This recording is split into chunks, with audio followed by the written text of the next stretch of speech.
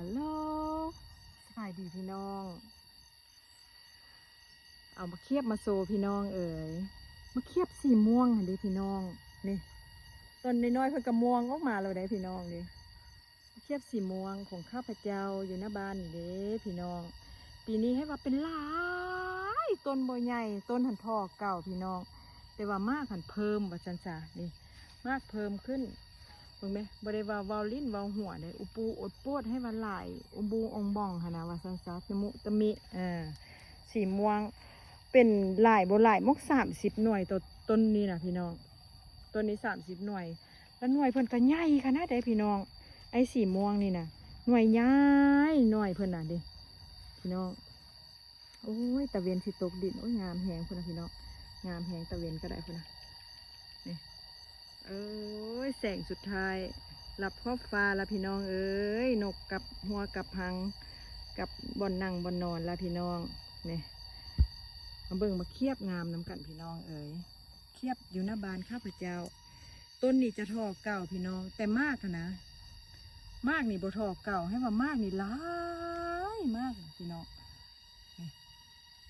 หลายเท่หลายว่าพี่น้องเอ้ยงามมีสีม่วงแล้วก็สีขาวพี่น้องของข้าพเจ้าเนี่ยมีสีม่วงแล้วก็สีขาวนี่ตะมุตะมิต้นนี้นับเบิ่งแล้ว30พี่น้อง30เนี่ย30 หน่วยนี่ก็30 หน่วยยังไงพุ่นนะหน่วยน้อยๆแน่ๆหันบางหน่วยก็ได้เด็ดอ้อพี่น้องของแบบย่ามันญาติอาหารกันเนาะเพราะว่าเพื่อนนี่จะเป็นหน่วยใหญ่ขนาดใดพี่น้องนี่สไตล์นี่เห็นบ่นี่บุแข็งแหงเขาก็ได้เด็ดออกเลยพี่น้องเพราะว่าย่ามันญาติอาหารกันนะหน่วยสีขาวกันหลายพี่น้องนี่หลายหน่วยสีขาว หน่วยสีขาวก็งามเป็นหลายพี่น้องปีนี้ให้ว่าเป็นหลายนี่เป็นหลายแท้หลายว่าก็งามพี่น้องเอ๋ย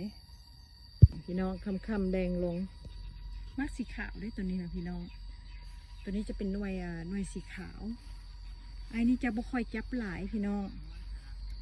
ต้นหนึ่งก็ประมาณนี่แหละต้นหนึ่งประมาณนี้พี่น้องนี่6 7 หน่วยพี่น้องต้นหนึ่งเพิ่นน่ะนี่ต้นเพิ่นก็บ่สูงเลยพี่น้องนี่บ่สูงต้นนี้ท่อเก่าพี่น้องเอ๋ยต้นท่อเก่าแต่ว่ามากค่ะนะมากจะเพิ่มขึ้นนี่เป็นอย่างจังว่าซ้ำนี่พุ่นกำลังเป็นดอกตะมุตะมิตัวเป็นมากก็เป็นตัวเป็นดอกก็เป็นพี่น้องเอ๋ยบ่ได้ตัดบ่ได้แปะพี่น้องแต่ว่าต้นจะท่อนี้เลยนี่มากก็มาหน่วยก็มาดอกก็มามาพร้อมๆกันนะพี่น้องนี่ตัวเป็นมากก็เป็นไปนี่ให้ว่าโอ้เป็นตาแพงเป็นตาสะอ่อนพี่น้องเอ๋ยนี่ต้นทอนนี้แต่มากจะเพิ่มขึ้นว่าสันสาพี่น้องนี่เป็นจังสีตลอดเลยพี่น้องงาม